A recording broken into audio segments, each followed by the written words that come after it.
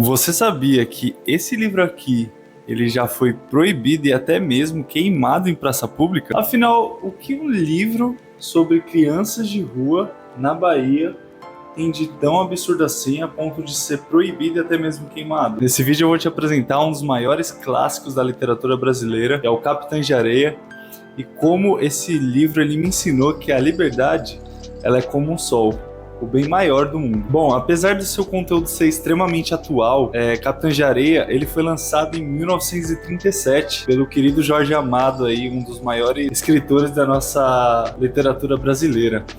Ele é um livro que foi proibido justamente pelo conteúdo que ele mostra, o conteúdo realista e verdadeiro que ele mostra, apesar dos personagens serem personagens criados pelo Jorge Amado. O livro, como eu disse antes, ele conta a história de crianças de rua que moram em um trapiche abandonado na Bahia. Esse trapiche é basicamente um casarão antigo, né, todo quebrado, todo despedaçado, onde as crianças buscam o mínimo de abrigo ali. E nesse livro, o Jorge consegue retratar perfeitamente a vida do brasileiro, a vida na Bahia, a vida do pobre e principalmente a vida sofrida das crianças que são abandonadas em muitos lugares do mundo e principalmente no Brasil, infelizmente. E hoje eu sempre vi esse livro, né? E eu nunca entendi o porquê dele ser tão clássico assim, né?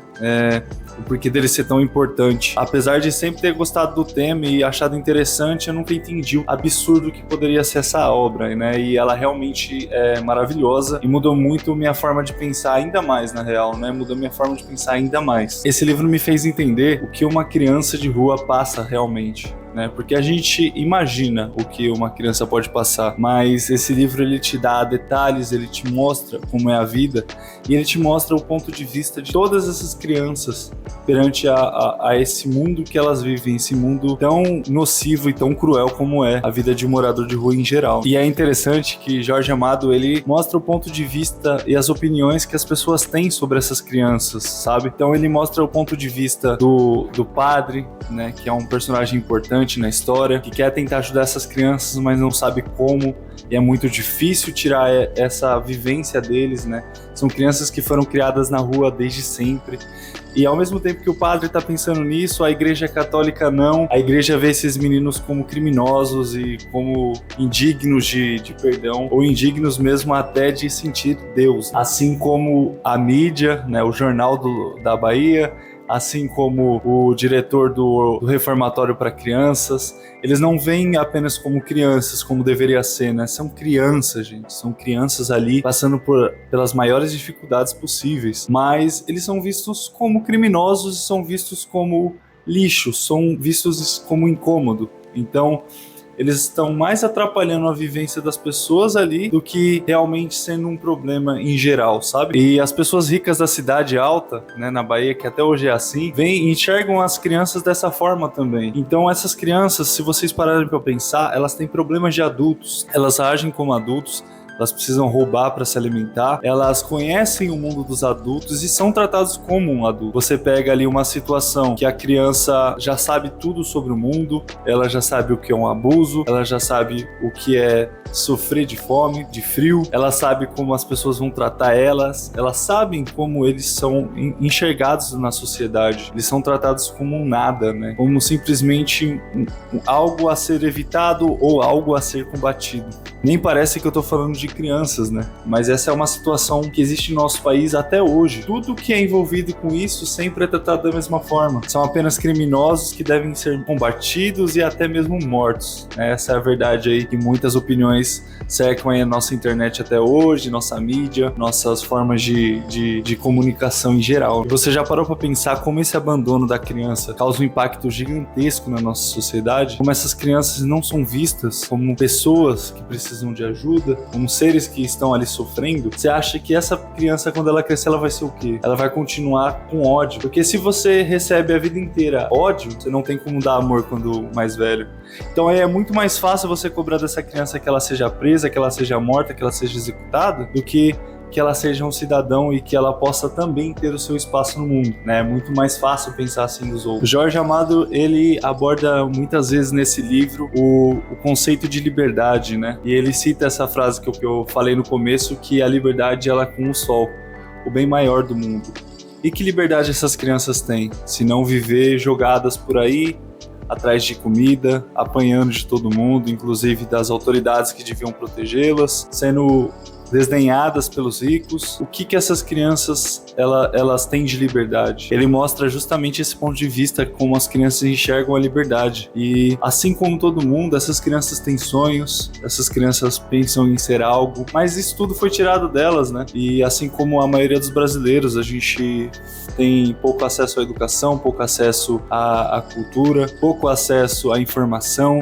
As informações que temos, infelizmente, não parecem estar do lado do brasileiro nunca. Até que ponto somos realmente livres, né? O que é ser livre para você? Hoje, a discussão política, ela tomou conta do nosso país sobre lados opostos, mas que, no final das contas, é sempre nós aqui de baixo, nós pobres e nós brasileiros, que somos a maioria, contra quem está no poder lá em cima, né? Contra o imperialismo, contra o capitalismo que continua aí assolando todas as vidas no nosso país e permitindo que esse meio de vida aconteça, né? Muitas crianças passam por isso diariamente e o que dá para ser feito, né? Dá para a gente ter a nossa liberdade. O básico já não deveria ser algo a ser conquistado. A gente deveria ter acesso à moradia, à água, à luz. A gente deveria ter acesso à alimentação boa, à educação. E por que isso está sendo nos tirado constantemente? E você aí do outro lado, mesmo que você nunca tenha passado fome, mesmo que você nunca tenha morado na favela, mesmo que você nunca tenha morado na rua, existem livros que podem te mostrar esse ponto de vista da maioria dos brasileiros. A maioria dos brasileiros estão passando por essa situação de abandono, de pobreza, de ódio, de fome. E livros como esse, que já foram queimados. Esse daqui ele foi queimado em praça pública pelo Getúlio Vargas no Estado Novo, a mando do Getúlio Vargas no Estado Novo. É justamente por isso ele retrata uma vida real, uma vida que o brasileiro passa desde sempre, desde que os portugueses chegaram aqui no nosso país. Então eu te pergunto, se esse livro é inofensivo, por que ele foi queimado em praça pública? Foi para mostrar o real lado da situação brasileira. Hoje a gente está tão dividido politicamente que parece que essas coisas elas não estão à nossa vista, mas elas estão atuais demais. Você pode aprender o significado desse sofrimento lendo. Você pode pegar livros como O Povo Brasileiro de Darcy Ribeiro e entender a história do seu país. Um outro livro que eu estou lendo agora e que aborda justamente a fome, o sofrimento da mulher preta na favela de São Paulo, né? A antiga favela do Canindé, ela mostra exatamente o sofrimento e a fome. O livro é escrito por Carolina Maria de Jesus, uma pessoa que passou por isso. Uma pessoa que estava passando por isso e passou por isso a vida inteira. A gente tem pontos de vista hoje, através dos livros, que vão te mostrar a realidade do Brasil. E a realidade do Brasil, ela pode ser mudada e a gente pode ir atrás do Brasil que nós queremos. Um Brasil bom, ele vai ser formado não só por eu estar bem ou você estar bem. O Brasil bom vai ser formado por todo mundo tendo acesso a esse básico que eu comentei anteriormente.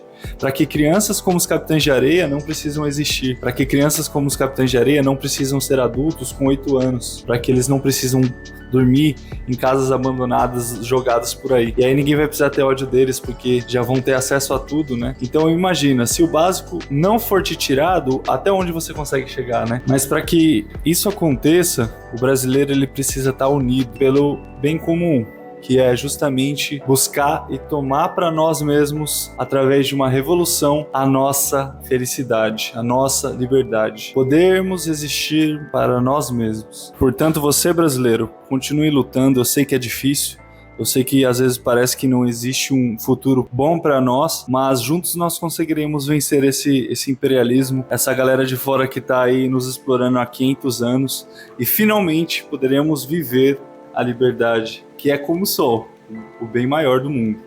Eu recomendo fortemente que você leia esse livro, que você tenha a sua própria opinião e sua própria experiência sobre ele, seu ponto de vista. O livro é lindo, cheio de detalhes, não é difícil de ler, é um livro fácil de aprender e ler. É um livro que te prende do começo ao fim e você entende uma realidade brutal. Pense aí, amigo, você que está aí do outro lado, como seria bom ser livre, ter acesso à comida sem precisar se preocupar com o que você vai comer amanhã, ter onde morar sem precisar se preocupar se você vai conseguir continuar pagando ou não esse financiamento feito em 1000 vezes, de 4.000 parcelas.